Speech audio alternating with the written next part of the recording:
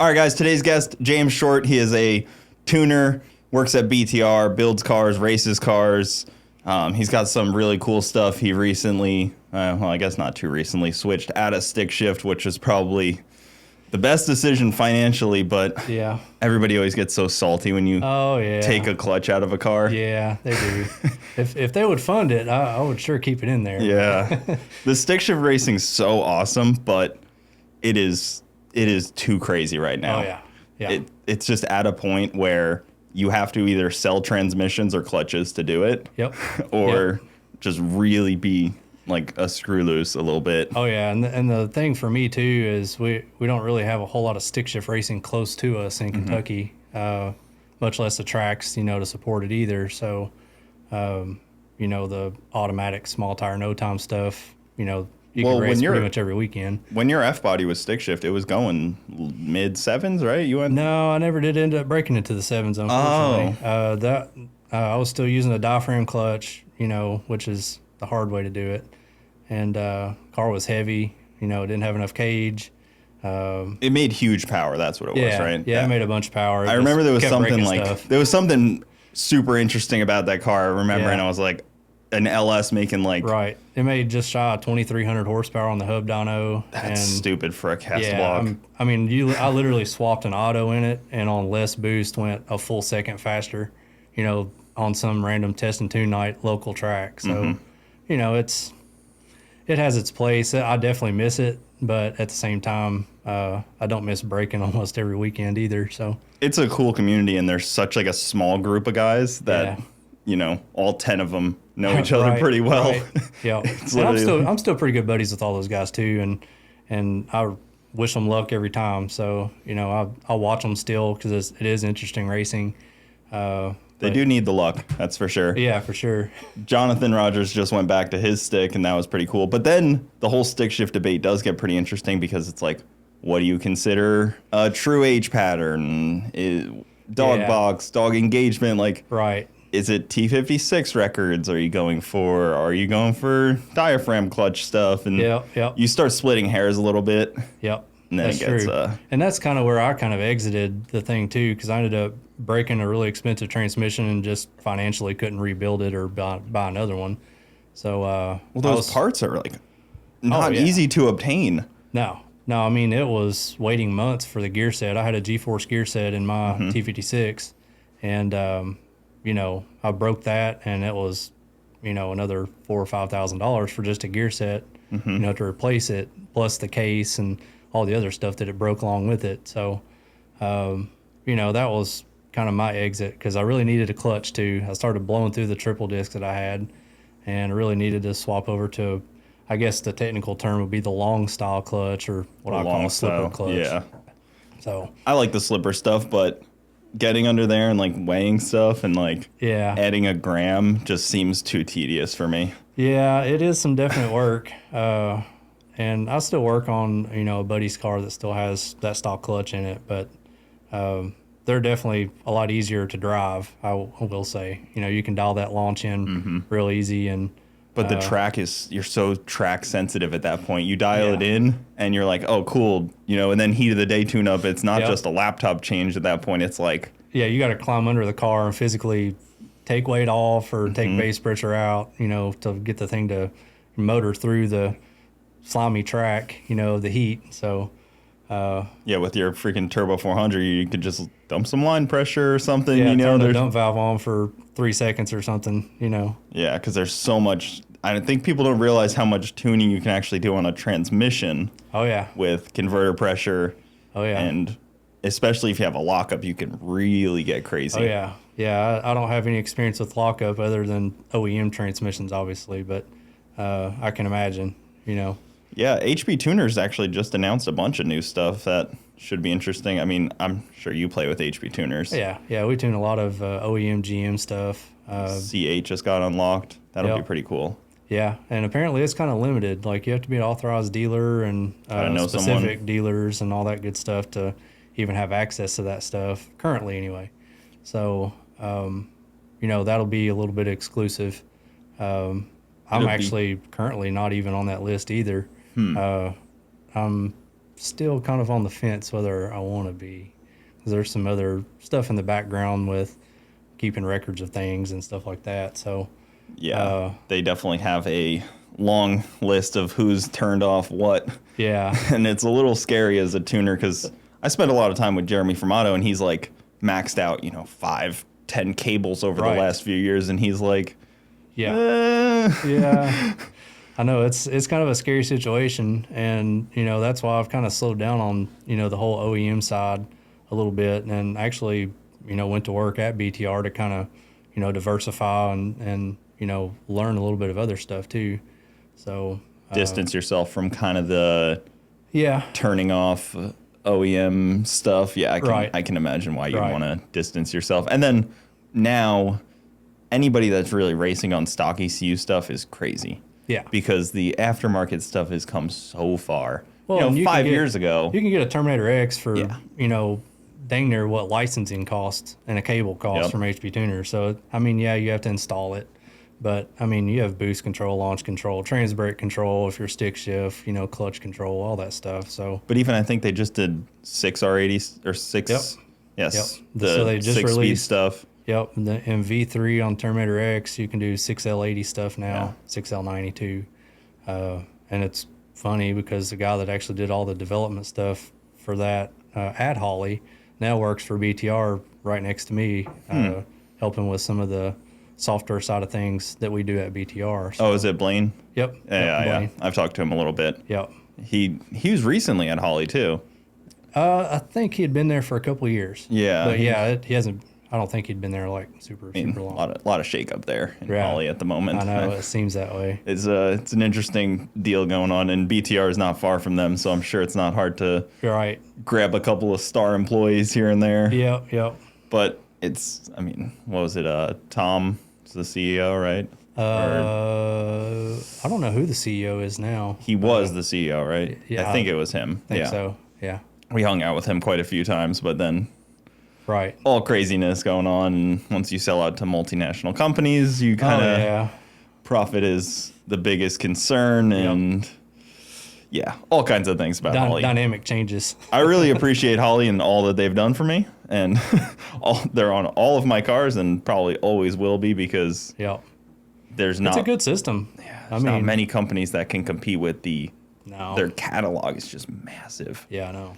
But BTR's got some awesome stuff. You helped design the intake, right? I don't do much of the intake. I do the testing and stuff on the intake. Okay. Our main designer for the intake is Rick, and he's got a resume longer than I've been alive. He's the one that originated Trick Flow.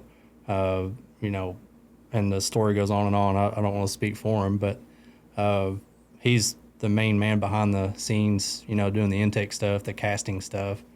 We've been doing a lot of change-ups and, I guess, different platform applications with that intake. So we have some new stuff coming out.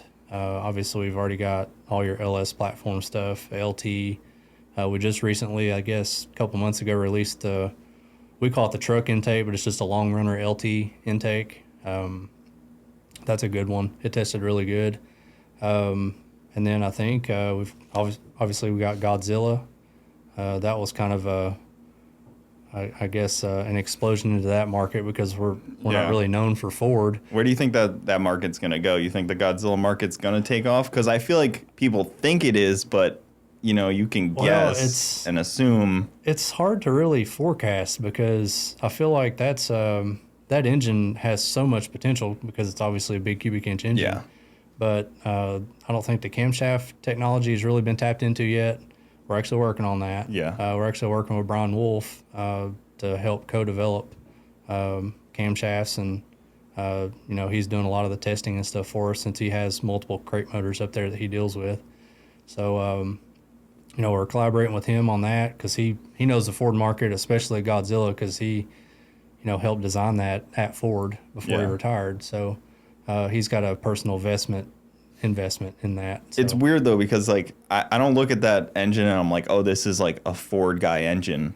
I know, because it didn't really come in any Ford performance car, right? So it's really just a hot rodder engine. Yeah. Like, if you take all the, you put a engine management system on that thing in a different intake, you're not even thinking like, oh, this is a Ford engine. It's not a Coyote. I know. It's like, I know. It seems like the Ford purists these days are more modular / Coyote based, overhead cam, 4-valve head type engines. I think what this engine is going to kind of bridge is the old school Ford guys, your small block Ford guys. Yeah. They're going to look at this engine and be like, hey, this is a updated version of, the old small block Ford Windsor, and have a platform that's updated to hopefully jump into. I don't see it huge in the like drag racing market, but for like resto mods and stuff, I feel like that engine's going to be awesome. Yeah, like all your guys swapping the old F100s and, old rat rods and like an old truck rods with that in there would be really great. Yeah. The torque you could actually tow with it, put a 6-speed trans on there. That's where I see that engine being really good because they don't RPM well enough for we're working on that. Performance. Their oil pumps are all weird. They got that chain on there. I don't like it. Yeah. Not a huge fan of that design. No, that's not a great design. But I think as the aftermarket kind of funnels in and kind of solves some of those, small issues, I think it'll be a good platform. I know there's plenty of people that sell swap pans and stuff for them now too. I'm trying to think. I don't know if it was LME or one of the companies actually designed a oil pump that was similar to like a Coyote pump. And it's supposed to solve that whole, down in the oil pan, chain-driven oil pump deal. But yeah, it hangs really low down, too, so that makes it tough for swaps. It's hard to swap, yeah. Yeah. I don't know. It's an interesting thing because Ford seemed like they wanted that to be like the swap into everything, but then like there's a couple things that it fell short. Yeah. It's a weird deal. But then like when you buy it off the shelf, like it comes with like pretty nice wiring harness and stuff. And if you have a plug-and-play kit, that make it really nice because that's the one thing that every car guy hates usually is like 9 out of 10 of them dislike wiring up a car. Oh, yeah. Who likes wiring? Yeah. I mean, unless you actually wire cars for a living and make a lot of money at it, you generally don't like wiring. I don't like wiring. No. I can do it, but I don't like it. I dislike it very much. And then every time I do it, I'm always like, man, I want to change some stuff. And it's basically you have to redo it. Yep. You can't just like change a couple wires. You have to like start over. I'm so bad about it. Like if somebody looked at my race car, they'd be like, man, who wired this? They're a retard. But I mean, I looked in your race car and I saw like a exposed loom and I was like, oh, he's just doing some figuring out. Yeah, still.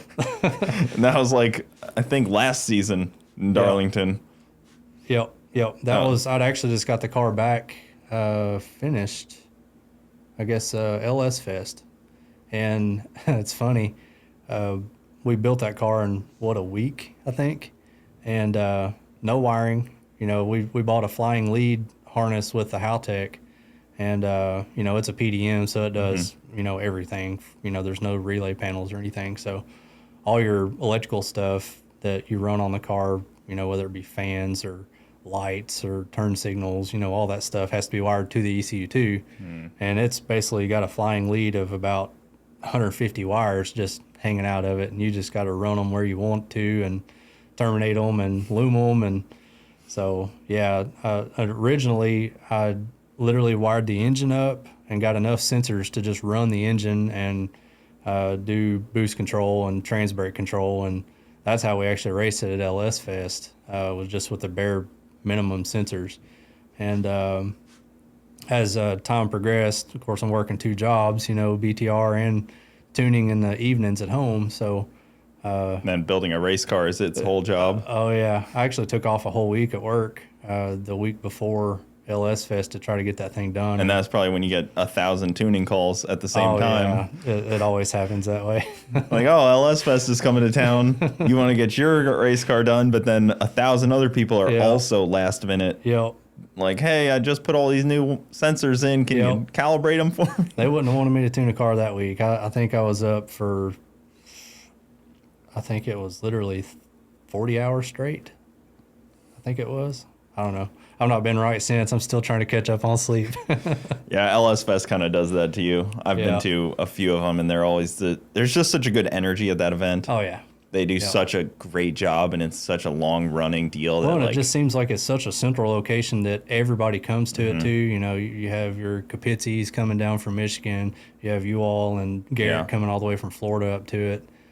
You've got people from East Coast, you know, down in the Carolinas, and even over in Missouri, Midwest that come out to it. So it's just like, you know, a metropolis for the LS platform. Well, and then there's BTR is close, and Holly's right there, the Corvette Museum. You feel like you're amongst, like... Yeah. And then the line of hotels where everybody just does the burnouts down the street the whole time. Oh, yeah. We've gotten into some smart car racing out there. Because I think it was a rain delay, so basically it was just smart car racing at that point. Yep. And then once you're in LS Fest, little known fact, you don't actually have cell service. Oh, yeah. So you're only talking amongst the people that you can actually see. Yeah, you might as well take walkie-talkies because that's the only thing that works. Yep. Once you're on that property, you're in there. Yep. So you help with the, BTR design something, and then you have to tune it to figure out if it's good, or how does that work? How do you develop an intake and then also do the product testing to make sure that, like... So to give you an idea, what I mainly do camshaft design right now. So lobe design and revising all our camshafts that we sell as shelf cams. We have a pretty vigorous test that we have baselines off of our old stuff, have some somewhat new designs that we've started with, and we grind those and spintron test them to see how out of shape they are. If they have a lot of bounce or deflection, to make sure it's not going to beat the valve train up. And also, we want to keep as much area on the lobe, which tends to be a faster lobe, to obviously make more power for the given duration size that the lobe is. So, there's a lot of variables going in there. We have lobe designs and the actual specs overlap. When the intake valve closes, when the exhaust valve opens, all that stuff, there's a lot to take in. So we use software for that, and we also test it. So me and a few other guys, we'll test on the Spintron, then we'll take it, put it on the dyno, test it, and then we'll simulation test it as well. And that's pretty much what we do for developing a new product. Currently, we've been doing mostly camshaft stuff, naturally. But as far crazy, you guys are still developing camshafts all these years of LS. Yeah, right now we're working on Hemi. So, that's kind of been a new venture for us because we're all GM guys. We know V8 engines and we know the basics of them, but as far as the specifics to Hemi and the different generations of Hemi, we really didn't know a whole lot of details about it. So over the last probably 2 years, we've been diving into the Hemi stuff and really fine-tuning, what we want to do in that market. Is it mostly blower cams then? Not right now, no. So like Hellcat stuff, are we talking? Like we're starting off with the truck Gen stuff. 3 or whatever? We've had so much success with our truck cams on the LS and LT market. Yeah. Well, the Hemi trucks also have the same problems with their MDS, which is basically Hemi version of the DOD or AFM that GM has. Huh. So they have lifters that go bad, and they wipe cams out, because they put cheap cams in the Hemi trucks, unfortunately.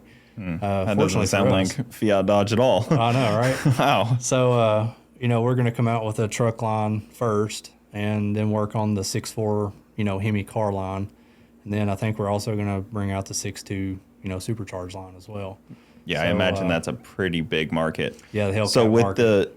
With like a Hemi cam versus an LS, like how is the firing pattern different? So how different are they? Does it have like a bigger bore? Can you get away with like a little bit more? The actual physical part of it is different. They've got a tapered, journal size. The very back journal is very tiny. Also like a Christmas tree shape almost? Yeah. That's weird. So like the journals, the bearing journals, they kind of Christmas tree out, rather than be a similar size like a GM. But yeah, the biggest thing that's been, I guess, troublesome for us is really reverse engineering the whole rocker geometry, because it's a 3-dimensional, array, I guess, that it works in. So your push rods have real funky angles on the Hemi, which changes the rocker ratio throughout the lift range. Oh. And we do our lobe design based on the valve motion instead of just cam lobes. And, having that geometry pinpoint on is important because we have these valve motion files that we then run through this simulation to back calculate the lobe lift version of the cam that we end up grinding to the cam itself. And we do that because the valve motion is more, I guess, keen on trying to keep bounce and deflection and all that valve train stability under control. So with the Spintron, for people that don't know, you guys can probably spin it up real high and slow motion camera, see what that's kind of doing. Well, we use a laser. Okay. So we've actually cut a big window in the side of the block, and we have this laser that goes in where the pistons would normally go, and it shoots up, and we paint the valve white so the laser can pick it up better. And it literally traces that laser up against the valve, so you can actually see how the valve is actuating in correlation to your baseline on the computer. And it'll record it in whatever RPM increment you want. So basically we start off at like 1,000 RPM to get a baseline, because 1,000 RPM it's not going to deflect or loft the valve or do anything crazy. So that'll be our baseline, and then we'll step it up in 1,000 RPM increments till we get to around 6,000, and we'll take it down to 100 RPM increments up to 7 or 7,500, whatever the operating range of the cam is intended to be. And we'll check it at those intervals to make sure it's not beating the valve train up or anything. It's so weird seeing an engine on a Spintron, like seeing it go through its motions but not actually hearing it, and like watching it rev up and down. It's such like a weird thing. When I was at Frankenstein, I watched them Spintron and LS, and they turned it up pretty high when we were there too. That thing had some RPM to it. It was kind of scary. I was like, oh, and like, it's weird it's like being next to like an engine on an engine dyno. It's like not ideal. Ours is kind of loud, so it's kind of crazy because obviously the electric motor is what turns the shaft. It doesn't actually have a crankshaft in it anymore. We have machine shafts that fill the void of the camshaft or crankshaft rather. That basically just drives the timing chain to spin all the valve train stuff. Sure, you don't need to spin the... so there's no rotating assembly, no rods, pistons, any of that in there. But, other than the oil pump, because has a mechanical pump that's driven by an electric motor, it's kind of loud. But once you get the thing spun up, it's actually a really pretty loud. It's crazy the valve train makes that much noise. Yeah, I know, it's weird. It's weird to like see that. Yeah. And I bet the Hemis are probably a little, like... Believe it or not, they're actually kind of quiet. Really? Compared to like an LS? And I don't know, because we're still designing and, trying to see what we can get away with. Our first initial lobes would start off on the soft side and work our way up to see what we can get away with, durability-wise and speed-wise. And, we'll take that in consideration, but... the softer lobes are definitely quieter because it's not making the valve train chatter or do anything crazy. What's the deal with like lifters on those? Does like Johnson make one, or do you have to like... I believe Johnson is making lifters. Don't quote me on that. I know we've just been using factory Hellcat lifters, so that's what we've been spending. Are they like beefier looking than like an LS one? I think it's just a standard lifter that just doesn't have the MDS stuff in it. So. I've even heard some guys say that they even use the MDS lifter still, even when they do a cam swap, even though I don't really think you should do that. But yeah, probably wouldn't, but Dodge people are a little crazy. It's Dodge people, man. They're fifth. I can say it because I'm not trying to sell them any parts. I had a 2JZ. That thing sings at 9,000 RPM, not cranking or not rattling like an LS does or something like that. Yeah. Even though I've turned... my LS drift car, which is like an LS6. Yeah. We had it on the dyno, and we were just like, let's just keep adding RPM. And it didn't blow up. So it has like a very, very stupid rev limiter on it. Like right at 8,000. Oh, yeah. Which is a very scary spot to rev your LS to. They change tones pretty good once you get up above 7. Yeah. So...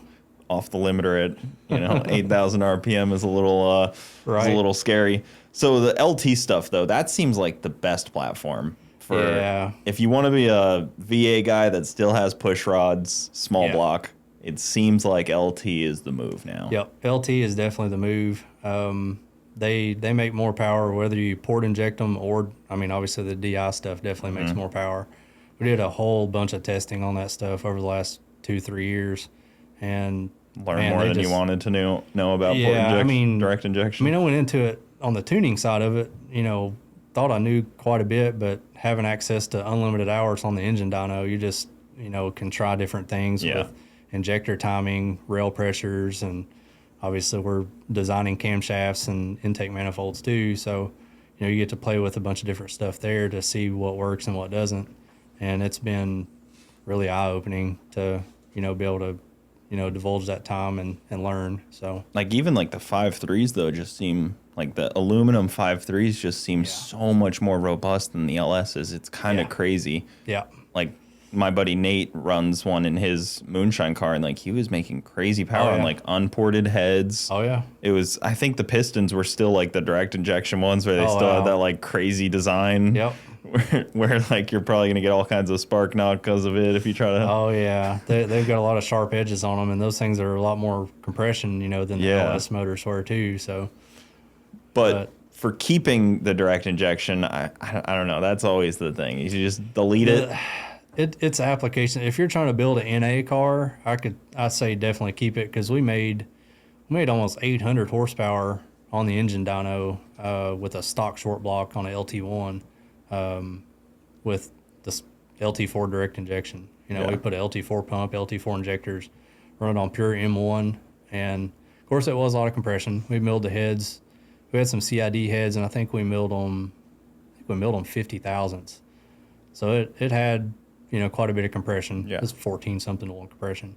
But that thing made 785 horsepower. On what fuel? M1. M1? Yep. That helps. That's all it had. Yeah. And, the fuel system, it was done at that level. But, that's a stock short block making almost 800 horsepower. I mean, it's just retarded. Yeah, those engines are really awesome. You guys are doing some crazy stuff with the cylinder heads on them too, right? No. Or backwards? No, we're we actually did LT. We designed a camshaft because a lot of people don't know this, but the intake and exhaust valve are flip-flopped on a LT compared to an LS. So if you were to put LT heads on a LS engine short block, you couldn't really run a traditional cam, because now your exhaust valves are opening when the intake valve is supposed to open, and vice versa. So we designed a camshaft based on our LT cams. We had them ground on a LS core and flip-flop the lobes to be able to use LT heads on a LS short block. Okay. So that makes sense. And the LT heads, like you comparatively, are just so much better flowing head. The flow, so they look it, at least. I mean, yeah, no, I do like the raised runner part. I like the rigidity part because the decks are a little bit thicker than an LS head too.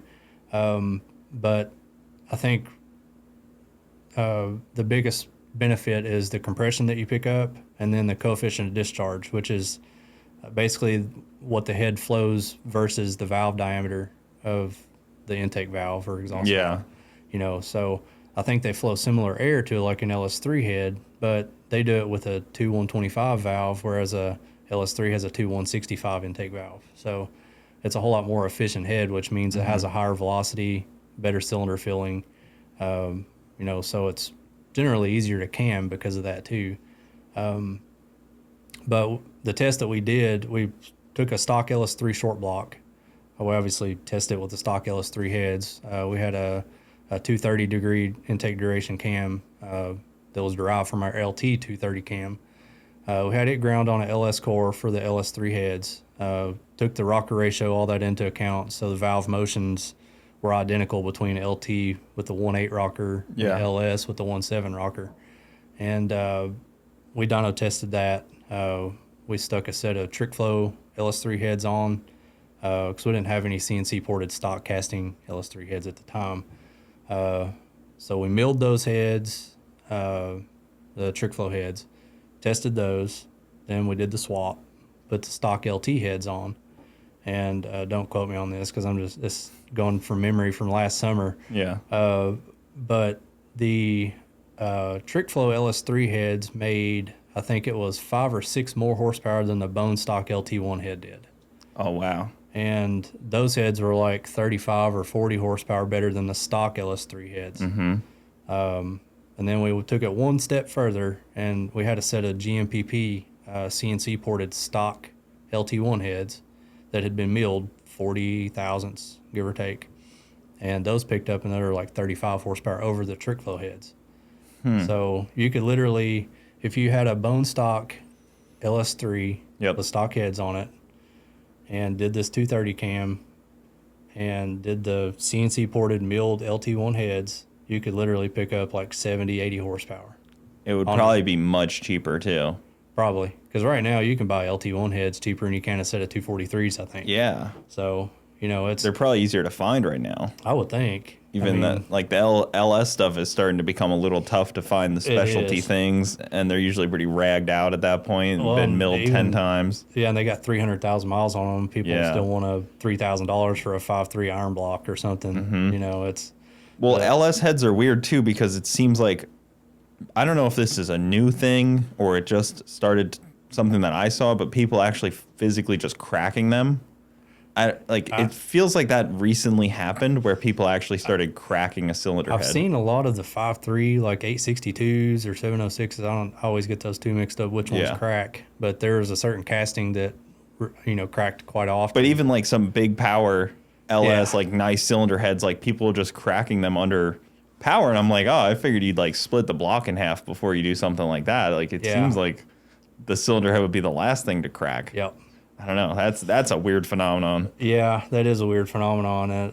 You know, I guess not all castings are created equal, I guess. Now that's probably one thing that I can't talk in detail about, but we do have LS heads, you know, in the works.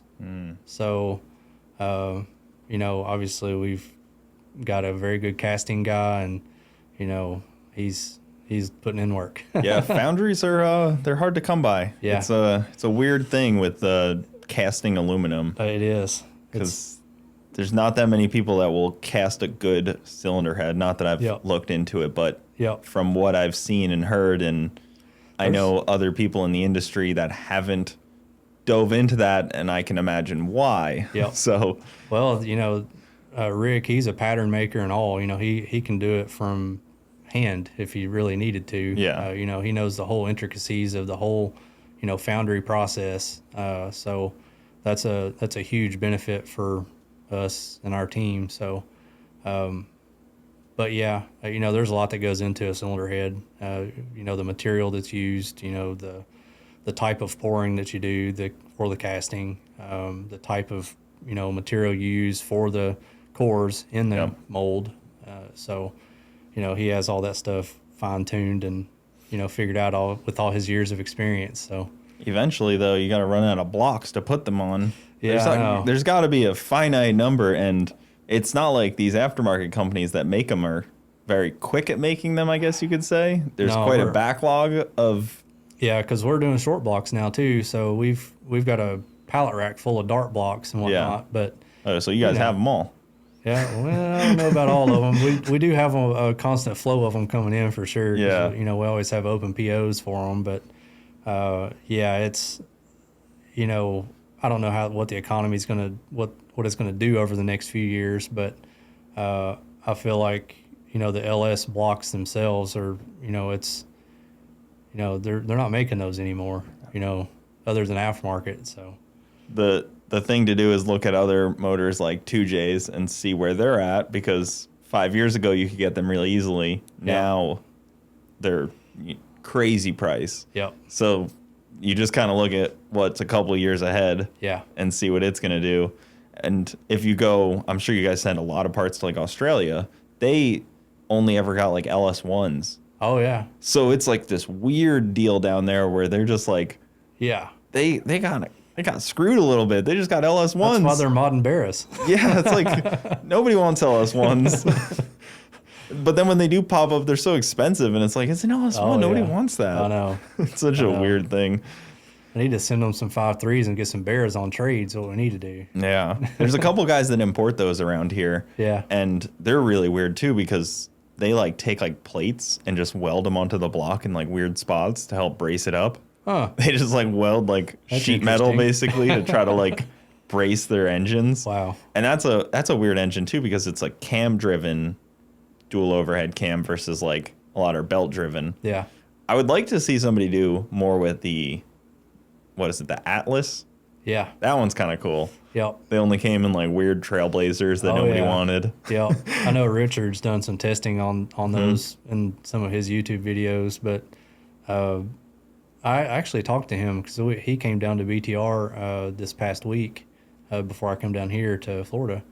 And we did some intake manifold testing, but I was asking him about that specifically. I was like, so what's the benefits and caveats to that Atlas engine? And he seemed to think that it was kind of a weak engine compared to the Barra. Yeah. Mainly because I think, don't quote me on this, but aren't they aluminum block?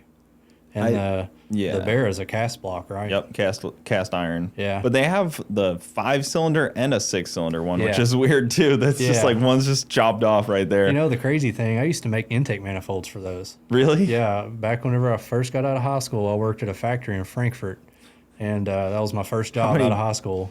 And, Like the OEM intake manifolds? Yeah. Okay, I was going to say, who's buying aftermarket intake manifolds? This is we were supplying OE, so we made intake manifolds for Ford, GM, and Chrysler both, or all three rather. And those 6 cylinders, Lord, I worked many night shifts, pumping those things through the assembly line. Those are funny because I think that was the first performance engine under Vortec. Yeah. When like it changed over like Vortec performance engines, that's what they started with, was the Atlas. Yep. And then it just never made it into anything like cool or fast. Right. And then Cadillac was like, we're going to use North Stars instead. That'll be cool. Instead of using LSs. Said no one ever. Yeah. Friggin' North Stars. Let's just do all the wrong stuff for the engineers on that one. That's a fun rabbit hole to go down, is looking at all the different North Stars that Cadillac used, because they didn't just use one, they used like 5 different variants of different engines. And they all had issues, it seemed like. Yeah. I don't know the caveats, no one ever really worked on them, but yeah, I've always heard head gasket issues and all kinds of stupid stuff.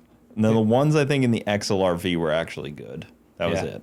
I had a chance to tune one of those once. It was a guy that was ex-Air Force, I guess not ex, he had retired or whatever, but it was the coolest thing too, because he had kept one of the joysticks out of, because he was a fighter jet pilot. Yeah.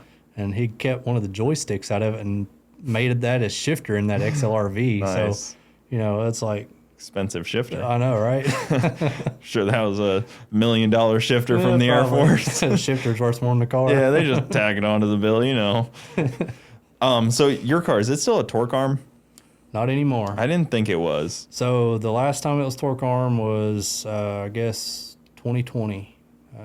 I get my years mixed up because I went without the car for so long. I was in chassis jail there for after about a year 19, it was all kind of the same. Yeah, it all blends together. Yeah. So all those years. Yeah. So I took it to the chassis shop, and because it was just an 850 cage deal, stock floor. It was literally a stock F body that, put 850 cage in, and it had a regular short Burkhardt style torque arm in it. And, you're pretty much where my car is at. It was pretty much where my car is, like, chassis wise right now. Stay where you're at.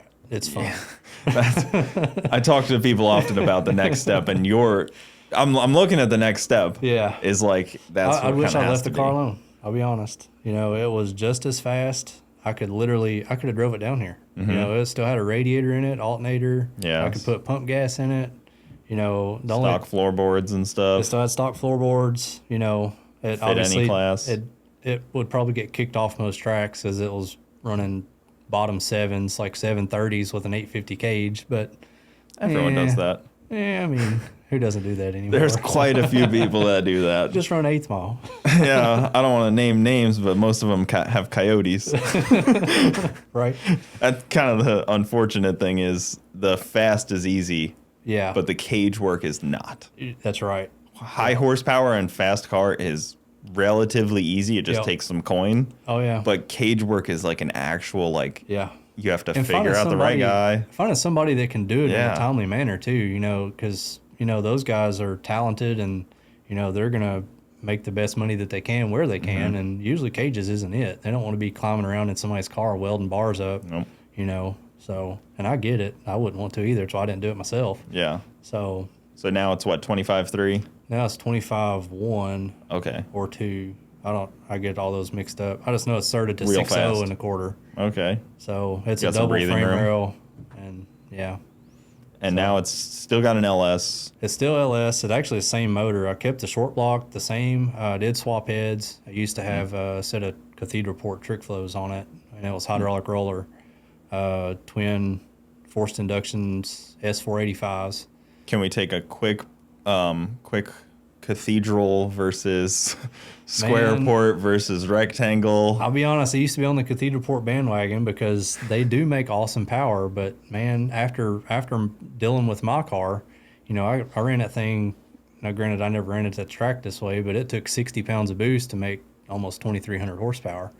And, you know, just comparing ETs from the old combo till now, you know, I'm running the same ET on literally like 15 to 20 less pounds of boost.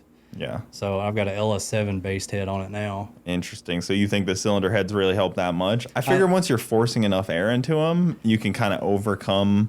Well, it still becomes a heat thing, I think, because the more pressure you run, the more Yep. heat it generates, the more air you're kind of displacing because, you know, it's hot. Yeah. So now I was running air water intercooler on that old combo, so the intake air temps weren't super crazy, but I can imagine what they were pre-intercooler. So the turbos are still working overtime to make that much pressure. So,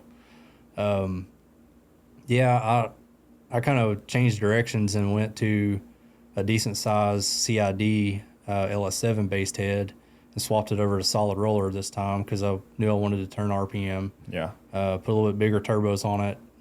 It's got forced inductions GTR 5088s on it now. And, you know, my whole thing was I wanted to make an efficient setup, you know, to make horsepower naturally aspirated and on low boost to where it's not having to, you know, make so much heat, I guess. I also took the intercooler off, which is why I wanted to make it as efficient as I could on the least amount of boost. Well, you were kind of street car before. Yeah. So then you kind of had to make that decision. You kind of have to look at yourself in the mirror and you're like, do I still Yeah. want to have a street car, whatever that really means? Yeah, so I was racing, you know, a lot of SET events. We were racing a lot of no-time small tire stuff, eighth mile, you know, stuff around local. And, you know, I'd pull up next to a car like what I've got now, you know, full carbon fiber floorboards and, you know, the whole rear section's all carbon fiber wheel tubs. Methanol, somebody pushed him up there. Pushing them up there on methanol. The car Oh. weighs 2,600 pounds with them in it. And, you know, here I am with a 3,450 pound street car trying to compete with them. And it's just like, man, you got to crap or get off the pot. So, Yeah. you know, I took the plunge and it's been a little bit of a headache, you know, over the last, well, since LS Fest, you know, because I swapped it over to 4-link. It's about 500-600 pounds lighter now. And of course the whole methanol thing too, you know, learning that and trying to figure out what it likes and what it doesn't like. And, you know, I'm out of fuel pump, so now I can't run this much boost. And, you know, it's always something. Yeah. So Do you think lightening it up like that made it a good amount harder to tame? not so much. The car itself handles the power so much better now. Like, Yeah. you know, it'll run a mid 4-second pass and it feels like you're on a Sunday stroll down the track. So, whereas before you run a 460 pass in the car before and the whole front end's all twisted up and, you know, you're in there, it's shimmying around down the Yeah. track and, you know, it's fun. Don't get me wrong, but it's not going to last that way forever in a unibody car to just eventually rip it apart. But it seems to handle a lot better now. So, Interesting. I've only been 490s with my car, but I've never really felt it like, yeah. I don't know. It's always felt pretty solid, Yep. and I don't really have too much bracing or anything. Right. But I don't know. Maybe I just got lucky. I got a I good think one. mine was that I'd cut so much structural stuff out of it whenever it was still a street be it. car. So like Yeah. it had the tubular front end stuff on it, and I was running a front motor plate, I guess, but I wasn't running a mid plate. I think that was part Okay. of the problem too. It's still running factory style motor mounts in the car, and you know, it's just a lot going on up there in the front end with all that stuff cut out. So, well, also as all the old guys always tell me at the track, that 2J don't torque like a V8, so like it just doesn't twist it as much. I'm like, it's still 1,500 horsepower. I don't know. Yeah, that's true. Because I get people all the time going, oh, you know, it'd do better out the back or something. They always try to tell me all kinds of crazy folklore that I like to hear. There definitely is a light switch point, you know, for the chassis side, you know, because I could turn the thing down, and I'm trying to think remember what that thing made. Because I ran it on about 30 pounds of boost a lot at local stuff, you know, because it would run 480s, 490s on 30 pounds of boost, and it made about 1,800 horsepower, give or take, you know, at that level. That's all you really need on like a marginal track. I mean, marginal track's not going to hold much more. You know, I'd scramble it out the back if somebody got out in front of me a little bit or something and try to chase them down. But for the most part, you know, the car stayed pretty good and tame, you know. So whenever I started turning it up 45, 50 pounds of boost, you know, it's making 2,200 at that boost level, and it would start getting pissed off a little bit. So yeah, it's weird. I've seen a lot of cars like get to that level in their chassis. You think it's good, and then it starts to do some weird stuff, and it doesn't sit right after a couple hits, and you're like, what the hell is going on there? My anti-roll bar, the one that came with the Burkhardt rear end, it wasn't really made for 2,000 plus horsepower.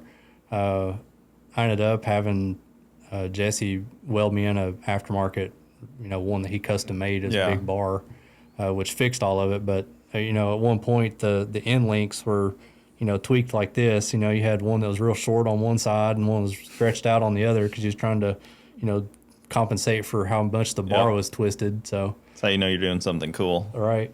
Last week I had Cameron Johnson on, and he makes like for freaking no prep Kings cars, and the bars are like, you know, 5 inches around, solid billet anti-roll bars, and I'm like, man, the cars that need that is just different level. That's for like 5,000 horsepower Hemis we're talking about here.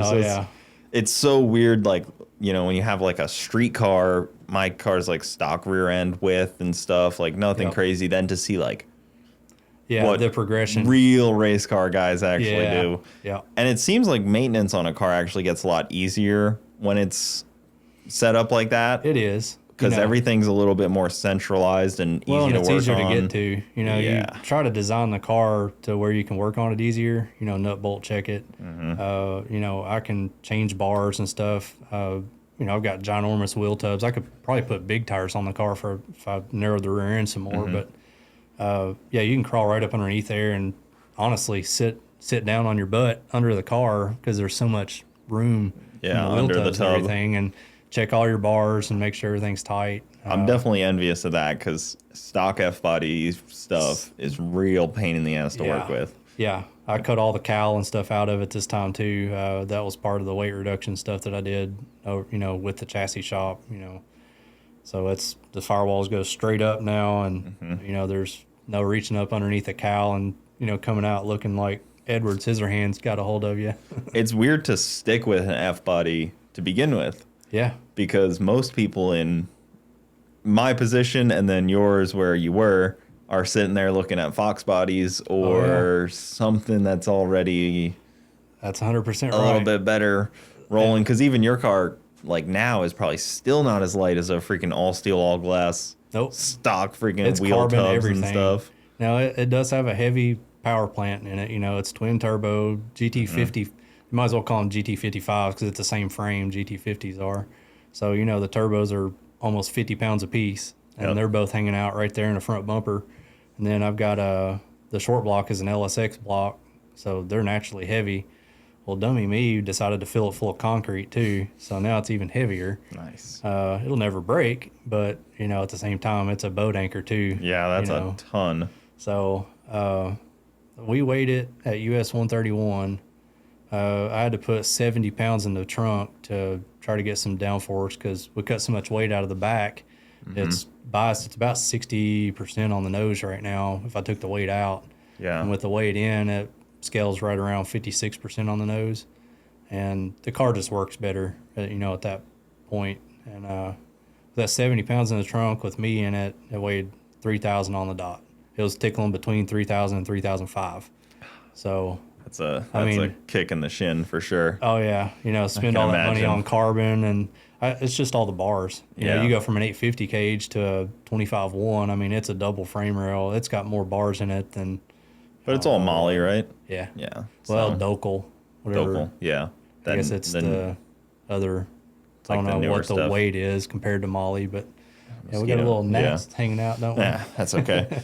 Yeah, that's a tough one because I was just talking to Cameron about it, and he was like, "Yeah, F bodies are just not that fun to work on. Even cutting them out is like a pain in the ass because the way that all their the pinch welds are in the back, you can't even do anything with that, and the hatch weighs like 1,000 pounds itself. Yep, actually, so it still has stock doors, stock windows. It's still electric windows. Still has a stock hatch on it. I wanted to scale it first before I bought a $2,000 carbon hatch for the thing because carbon everything. Yeah, because if I put a carbon hatch on the back of it and it makes it even more nose heavy, it's like, well, now I'm going to have to add all the weight that I've spent money to reduce in the rear back on it. So I just left the stock hatch on it for now until I can do some more weight reduction in the front or swap to an aluminum block or something, or lead a turbo. It's a tough one. Might just need to go to like an aluminum big block or something. I've seriously thought about it. As soon as this LS expires, I don't know that I'll put a small block back in it. Yeah, it's kind of tough because if the rules allow big block, you're kind of crazy for not going towards those rules. Yep. And you're heavy, so you kind of need...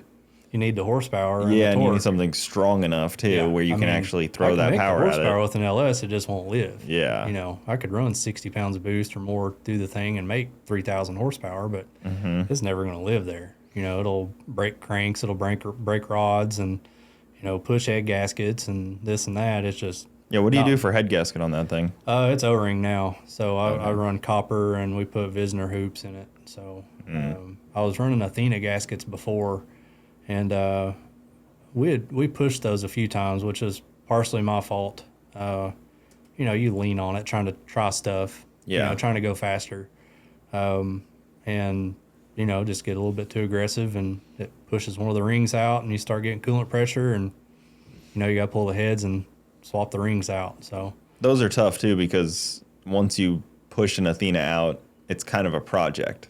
Oh yeah. You got to cut the head. You got to I always pull the motor because in my experience, I've never pushed one of those Athenas and it didn't bend a rod. Almost every time it bent a rod. Huh. The only time that I pushed one that didn't bend a rod is I had aluminum rods in it, and I think they just have enough give in them anyway to might not have been as long. Take that pressure spike, I guess. Might have been a little shorter after. Yeah. So the I had some Cali's Ultra Enforcers in it when I did that dyno run on 60 pounds of boost, and it pushed a gasket on that. It wasn't supposed to go to 60 pounds. It was supposed to only make about 52 to 53. My timing table didn't even go to 60. So whenever it got to about 53, 54 pounds of boost, the timing just stayed in it. So at 60, it was getting what it was supposed to get at 52. And it didn't, it was like it didn't revert back to like a safety. 1 degree too much. So, it always is just one too much. Yeah. That's kind of how it always ends up being. It's just one too much. Well, you keep those tune-ups too, because if it hurts it that bad where you got to buy a rod and pull the motor down and check all the bearings and whatnot, change what's bad and check the crank and put gaskets on it. I mean, it's a process. It didn't totally junk the motor, but you got to mill the heads because those Athenas put the ring grooves into the deck surface of the head. And so there's a lot involved in it, but it's a lesson. You have to take those lessons and learn from them. And at 45 pounds of boost or 50 pounds of boost, this much timing is too much. So make sure it never hits that. Yeah, that's your no-go zone unless you're a finals round versus somebody real fast. Then you put all of it into it as needed. Yep. Have you ever gotten to tune anything that's not a car? Because down here, we have a lot of airboats, and those are pretty cool to see tuned because they're kind of scary to watch tuned. Oh, yeah.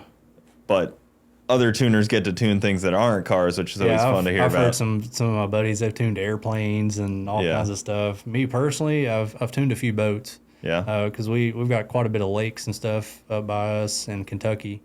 And I'd say that probably the most notable one, we had a guy that had this big cabin cruiser. It was like a 70-foot cabin cruiser.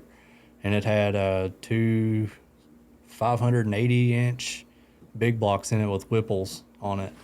Like 4.5 liter Whipples on it. And you think race cars are expensive, then you see that. Dude, this thing, it had direct drives on it too, so it would shoot rooster tails like 80, 100 foot behind this thing. It would run like 70, 80 mile an hour, this big 70-foot boat. And that was a fun one to tune, though. We did it on the engine dyno first, so he had some engines redone, and we dyno tested them on the engine dyno to get preliminary stuff, but yeah, the tune-up completely changed in the boat, though, because the load that it sees from all the water, it's just completely different. So it definitely needed to be dialed in the boat. But, I've done a few boats. When you got two engines, are you trying to get them pretty similar? Or are you like, tune this engine, then tune that engine? It's tough. Or are you kind of like, because you want them to like harmonically kind of run Yeah, I ended up taking 2 laptops, and it sucks because they were on Big Stuff 3, and you know how dated that stuff is. Yeah. So I had one laptop running one engine, one laptop running the other engine, and simultaneously kind of, juggle them back and forth between them. Of course, it's closed loop. It had widebands in them, luckily, to where they could close loop, trim the fuel and whatnot. So obviously you keep those things kind of fat and, retarded. And, that's about the only way you can make them live in something that big and heavy. So keep it safe too, because that guy's going to keep it pinned for. Oh yeah, these things are singing at 6,000 RPMs for like 40 miles. Yeah, it's not like a race car where you like blip the throttle for 5 seconds and then you're done. Then you're done. Yeah, this thing needs to live right on some terrible gas too. From the marina. Yep, the marina gas that they gouge you on. Yeah, that's a tough one.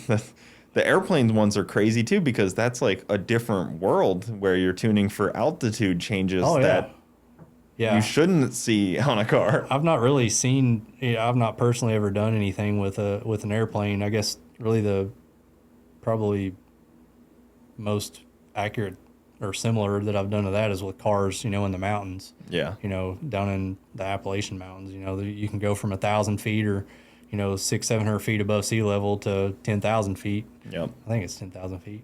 Don't quote me on that. Something like that. That might be Rockies. Yeah. Well, like Pikes Peak is similar to that, where they have to you're starting. I'm trying to think what Klingman's Dome is off the top of my head. It might only be like 6,000 feet. But anyway, that's a pretty significant. It's thousands of feet. Yeah. So, the barometric pressure definitely changes, from, down there to up there. So GM spends a lot of time and money to make their cars run good like that. Yep. I think a lot of people don't give GM the credit or OEM the credit that it deserves for the amount of R&D that goes into they really don't. Factory tunes, because people are like, oh, it's stupid. Like the CTSV world, I feel like that gets that a lot. It's like, oh, this is stupid. Why would GM do this stuff? And I'm like, because they last 200,000 miles like that. Yeah, and they have to work in Alaska, and they also have to work in Mexico, where it's 200 degrees. Or me here in Florida, 90% humidity, doing back-to-back pulls without blowing up. That's right. Yeah, because the owner's not going to stop doing pulls. That's right. Yep. We go down Alligator Alley, and it's just 50 miles of just nothingness. Yeah. Yeah, they have to account for a lot of things, and it's funny to see too, because a lot of your aftermarket standalone companies are slowly gravitating to some of the features that the OEs have had in their cars for 20 years now. Whether it be temperature correction stuff or time-based under load stuff, or there's all sorts of different. So as the aftermarket starts to do what you can do on HP tuners is slowly taking away those features. Yeah, unfortunately. So it's kind of become, because I've seen a couple people talking about that lately, where taking away some features that have always been there. Yeah, I've got a few old versions installed on some laptops. So yeah, you have to keep those on, under wraps so they don't get updated. I've talked to quite a few people that have actually been busted by EBA stuff, and oh man, it's a crazy world. I've talked a bunch to John Lund, yeah. We've Yeah. talked a bunch of times about his deal and Yeah. trying to get him on at some point, but Yeah. because he's like the guy when you think about people who have been in trouble for Right. tuning cars, and Yeah. you're like, oh, Him that or can Corey happen. Also. Corey Yeah. too. I've talked to Yeah. him a few times as well, Yeah. and he's close with HP tuners, so he's in a very different spot, which is Yeah, it's crazy with him too because like he literally tunes the government, the military vehicles, yeah. and then And they don't turn need around and DEF. one of the other government entities, sues him. It's like, how does that work? Yeah, it's a weird deal. So with the BTR stuff, you guys have started doing the engine packages pretty recently, right? That was Yeah, we kind of did some engine, I guess, performance packages, probably a year and a half ago, mainly with the LT stuff. But as far as short block stuff, yeah, that was recently, as of probably a couple months ago.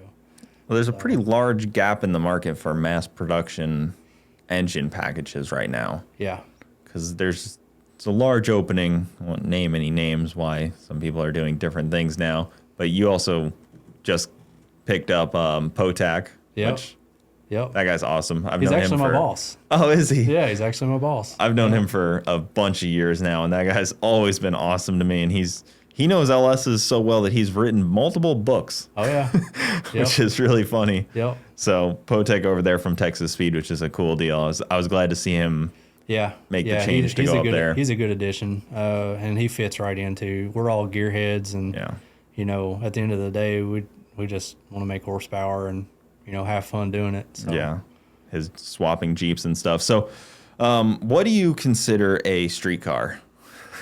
This is a fun debate that I get into with people because street car carries a lot of different definitions. I'm probably a little bit more on the extreme side, and I guess it depends on the context of the question. So if it's like for a street class, yeah, what's the spirit of the class? Is this something to attract the guy that's went and bought a new Hellcat or a Demon or a CTSV or a Z06 Camaro, whatever, or is this a class that you want to be fast but still street legal? I think there's street car, and then I like the idea of overdrive classes. Yeah, I think that should grow because overdrive classes make things super interesting. Yeah, because it's what I would call a late model street car. Where it's your big three. Or even some of the I know Nissan's got their little Z car that they just brought out, and you have the new Supra, and those cars are going pretty quick. But late model muscle, I think, has its place. And then you have like your street racer class, something like my car could fit in if I put a radiator and alternator back in it. I could literally drive it 40 miles on, this fuel and then swap over to methanol at the flip of a switch and go make a 600, 650 or 640 pass. And, but it's not really a street car. There will be people that will claim street car is a street raced car as well. And I'm like, well, I don't go race on the streets. Realistically, the way I've always classified it personally is if I can hop in this thing without having to work on it and do a bunch of weird stuff to get it running, if I can hop in it and drive an hour away to have a dinner date with my wife, that's a street car. Then you consider it a street car. In Florida, it's tough because everything's legal, but if you don't have AC, you don't want to drive it. You don't want to drive it. Yeah, so like I can't claim anything a street car because my wife is not getting in any of my vehicles without AC, and I don't blame her, honestly. Yeah.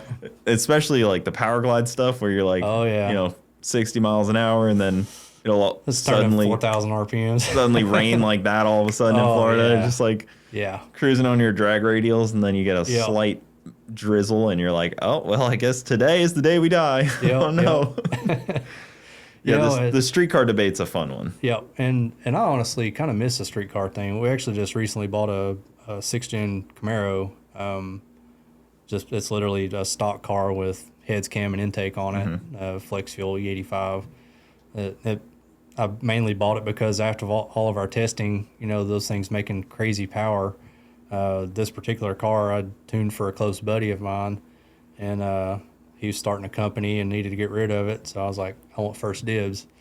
And it made, I think, 638 horsepower to the tire, and it's still naturally aspirated stock bottom in. Yeah. And, you know, I love that car. Those chassis are really good. I have a blast in that car. I mean, it's not the fastest car, you know, out on the road. I mean, there's obviously twin turbo Coyotes and all that stuff running around that make 1,200 horsepower that run off and leave it. But at the same time, getting out of a race car and into that car, I enjoy that thing a lot because I don't have to work on it. I change the oil in it, put fuel in it, and drive it. Have fun. Yeah, I like those chassis.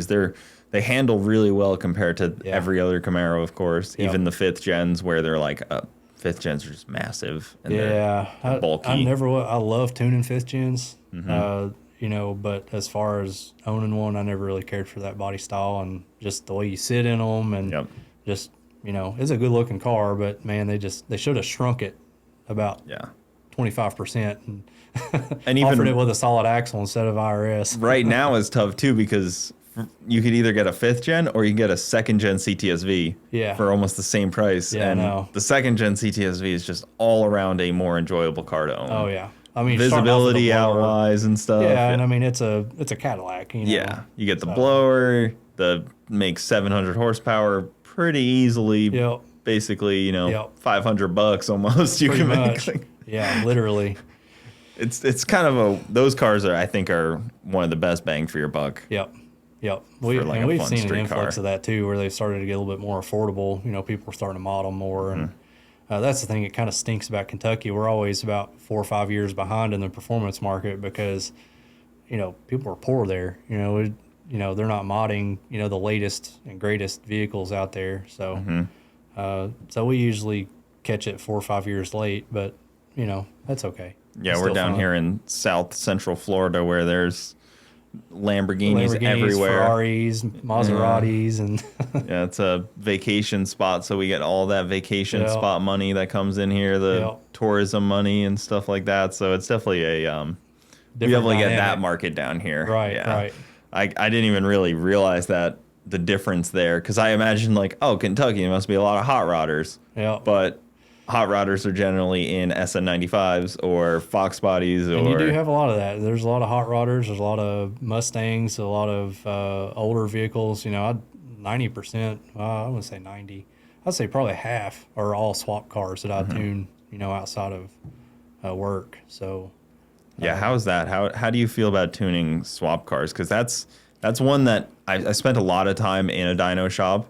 Yep. And every time a swap car comes in, it's like, this is just a dyno tune, and then it's like troubleshooting for 8 hours. But then you also don't want to be the dyno guy that's like, it's not working, bring it back when it's working. Yeah, it's hard. It's a tough balance. It's a tough balance for sure because now I'm limited on time. Used to, I would schedule one dyno tune a day, and we had all day. Yeah. And if we needed to work on something, if somebody's fuel pump went out or injectors went out, we'd shoot over to BTR, grab something, you know, come back, fix it, and still have plenty of time to finish tuning. Oh, but that's such like a huge time suck for you. Oh yeah, it's a time suck. But you know, my shop's paid for. You know, I'm literally just out time, and you know, we're hot rodding too, so it's fun at the same time.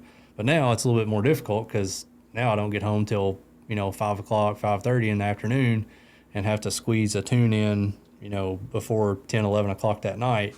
So if they've got issues, it's pretty much, well, you're going to have to schedule another day or, leave it and let me take it to one of my, local shops that I deal with to fix it or whatever. So, yeah, that's where it gets so tough. It's so hard to tell somebody like after they just scheduled that dyno and like it pulls on there, they fired up one pull and then suddenly it's just like dumping coolant out or oil or something stupid. And you're like, well, I don't know what to tell you, dude. Yeah. Like, you got to get it off the lift. Yeah. Like, it can't just sit here all day. And the small stuff, I'll work with people. Like, if they burn a plug wire, I've got an assortment of OEM plug wires laying in a drawer that I've pulled off a bunch of swap vehicles or swap motors, rather. And, another one is coil packs. Those things seem like they're going bad more often now than they had in the past. So I keep junkyard coils, Is on that the shelf. an aftermarket or stock ECU? Doesn't matter. They're just going bad. Most of them are stock ECU and stock coils. I was going to say, I don't know if that was in something the ECU could be doing to them. Kind of. No, I mean, I'm sure if you overdwell the things, I'm sure that's hard on them. But generally speaking, they dwell them pretty long on the factory tunes on those things too. So Yeah, I run the IGN 1A ones, and those have been pretty beefy for me. I mean, I'm sure you do too, because I do high now. boost like that, you kind of have to, or else you're going to be blowing spark out. Yeah, especially on methanol too, running such a rich mixture. Yeah, but, I run just ethanol because I love running Ignite. Those guys are awesome, so I've always had such good luck with it that I'm just like... That's what I ran whenever I was intercooled. And I'd still be running that if I had an intercooler on the car. Well, it's also, for me, it's kind of a safety issue as well, because methanol brings different level of safety. Like, I think people don't realize, like, switching fuel, like, you need more fire suit, you need more fire suppression. Like, there's actually different rules that come along with a different fuel. Yeah. So, that's... Yeah, and I remember talking with one of the rule guys, but I think ethanol is supposed to have all that same fire stuff that methanol does, but it kind of skates by because it's still considered a gasoline to some people too. They're working on changing that, I believe, to where basically it's methanol, and they're both alcohol. They should both be the same. I mean, honestly, gas is just as flammable as methanol. I think the problem with methanol is you generally have fuel pumps that flow way more fuel than gas pumps. Yeah, big mechanical ones too. You're flowing 20 gallons a minute, whereas a gas, vehicle might only have a 1 or 2 gallon a minute pump on them. Yeah. For X amount of power. But it's a weird dynamic and a little bit scary at the same time. I try to stay on top of fitting, nut bolt check the fittings and all that stuff. Little drip can get out of hand pretty quickly. Yeah, what really scares me the most is blowing an O-ring out of an injector or something, because that seems like that's probably one of the most probable things that could happen. And, methanol is naturally hard on all the O-rings and whatnot in the injector as well. So I didn't have to do any maintenance on the ethanol stuff. I ran Ignite for years prior on the older setup. And we're actually building a drag and drive / street car with all the parts that I took out of the black car. Hand-me-down car. It's a hand-me-down car, literally. So it'll have the rear end out of the old car, the cradle, and the Is it going to be another F-body then? Yep. Nice. Yeah, I already bought it. It's a 850 cage. It's already tube front end. Hell yeah. It'll literally be a red version of what the black car used to be. So then that will get out of hand as well. No, I'm going to try to keep that one reined in to street car. They always start that way, though. Yeah, and then suddenly you got 2 full-blown race cars. If I need a race car, I'll just hop in the black one. I'm going to try to make this red one where I can do drag and drive stuff and be comfortable in it, and maybe get into some of the street race stuff. There's a ton of drag and drives right now, too. I know. That seems to be the hot topic. Yeah. Getting in them seems to be hard. They sell out very quickly. Yeah. The one down here sold out in like 20 minutes. Out of the loop. Yeah, that doesn't help when you don't know when they're coming up. Because you got to be like ready with, like, some people have like a computer and a phone out, like ready to be like quick on it. Yeah, yeah. And it's kind of it's crazy how they sell out that quick.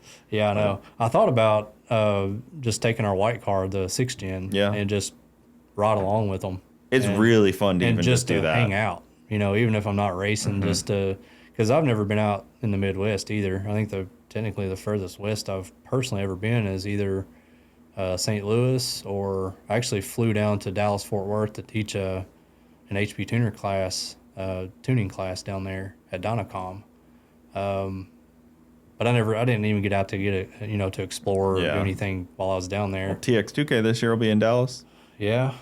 That's a good event. I really wish I could have made it to the OG Houston. Yeah. Of course, that place is gone now. So. Oh, that's always such a good race. There's always such good competition there. I mean, I always hang out with the like Brett LaSala and those guys, and they're such a good team to hang around with because they push so well. Like they usually win when they're out there, so it's like it's a good motivation. Yeah. Sometimes you go out there by yourself, you go out like second round, and you're like, oh, whatever. It's crazy. You have these race teams that they just click.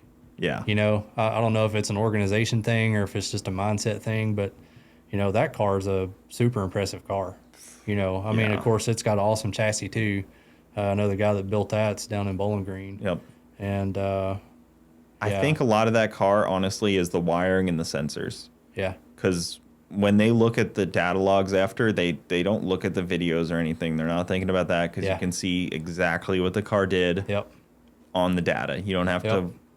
You don't have to watch it, which is Oh, yeah. cool. Like Oh, my yeah. car, I'm like watching a video in slow motion, trying Oh, to yeah. zoom in. I'm like, who else got a better angle? Yeah, try to look at the timestamp. Okay, this much time into the run Yeah. is, it's doing this. Look at the data log at that point and see, what it's doing right there. That you're like, oh, I could see it did this here and that. Yeah. I'm like, oh, that's how you actually race and win. Yep, Makes sense. that's right. I did the same thing. I put all the shock sensors on. I've got a laser sensor on the front and, sensors for everything, pressure sensors for the Yeah. converter and all the dump valves. And, it's fun to look at the data and, try to figure out. That's what's really been the learning experience for me over the last, year or so since I've had the car up and running again. One, learning 4-link because it's a parallel 4-link car now. Yep. And, trying to figure out what, instant center it likes, what kind of anti-squat it likes, what different anti-squat and instant centers actually make the car do. Because, there's all kinds of YouTube videos on there that tells you this, tells you that. But honestly, those things just put me out in left field until I actually talked to somebody that actually raced and won, to give me some preliminary settings to try. I was out in left field. Yeah, and you got to be careful who you talk to. I take a lot of advice from a lot of people, and then I don't always implement everybody's advice. Like I listen to everyone, Yeah. and then kind of pick and choose some things here and Yeah. there, and like who's actually doing it Right. and is actually going fast. And I'm like, Yep. I'll listen to them a little bit, but then there's also some people that are going fast, but it's like, okay, but that's the only car and chassis you've gone fast in. Yeah. Versus the guy that's gone fast in 20 different cars that he's worked with. Yeah. And Yeah, and then you have the whole aspect, are they telling me that to throw me off my game? Because if you're racing the same class or, Yep. you're racing against one of their buddies or something like that, it's like, well, are you getting factual information or do you have to take it with a grain of salt and, figure it out? And yeah, so, be careful a little bit about yeah. kind of why somebody would be maybe turning you the wrong way. Yep. And that's where your car gets tough too, because you have so many adjustments. Yeah. My car, I have like 2 adjustments. Oh, yeah, dude. I can move a bar up and down a little bit in the back. Yep. I don't even have like the front lower control arm. Torque arm is way easier for sure. Yeah, I never even touched my torque arm. Yep. Just kind of leave that where it's I never at. did either. Yeah. It's literally lower control arms on them things, move them up or down on the rear end. And I don't have like the front lower control arm brackets like what Tick the sells. tick cells, yeah. I don't even have See, those. weren't even out when I was still torque arm. Yeah. So I was stuck on the factory mounting point on the front. And it's funny because I actually had Jesse down at his shop, Jesse's Garage in Bowling Green. That's who did all the chassis work on it this last time. Yeah. Before I had him do all that, we'd actually took your normal 9-inch housing that has your 3 holes or 4 holes on it, and your Midwest chassis, Burkhart. Most fabricated chassis rear ends have that. We cut those completely off, and he had these, lower control arm brackets that were like this tall. It had like Yep. 10 or 12 holes in it, and they were real fine adjustments too. And I had to actually take the wheels and everything down there because he was like, look, I got to move these in a little bit because these are so low, like they're going to rub the beadlock rings, Yeah. if I don't weld them in the right spot. So,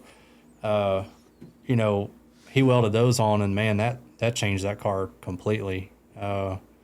We ended up, I think, putting 6.5 or 7 degree upward slope on the lower control arm, and that thing started separating like 6-7 inches, by the 60 foot or so, and that thing, it would hook on a dirt floor. I mean, it was crazy.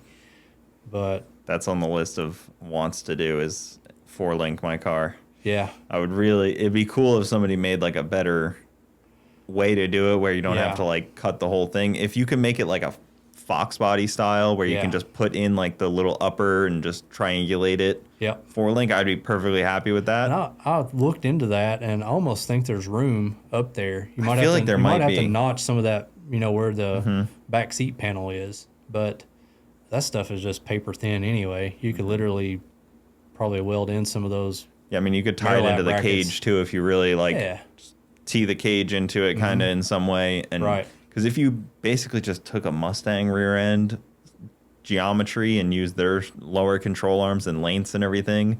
Because Yep. the weird thing about the torque arm is sometimes it'll get down, sometimes it'll catch the ring gear and Oh, then yeah. just climb. yeah, And then once it's climbing, you're climbing. yep. And you're That's what I ran into.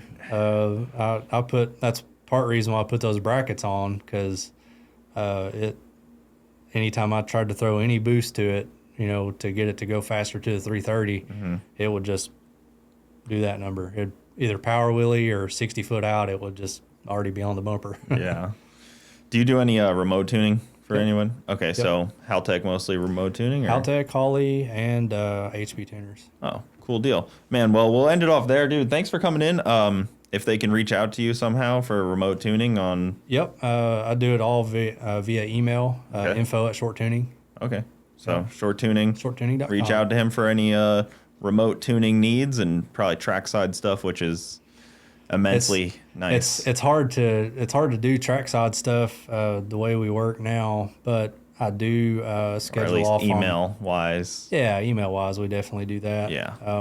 But yeah, we're usually at the racetrack, you know, most of the SET events and stuff like that too. So, you know, we're usually there for racing and tuning and everything too. So sweet. Well, good deal. Check them out, guys. Thank you so much for coming on, man. But that'll do it. We will see you guys next time. Yep.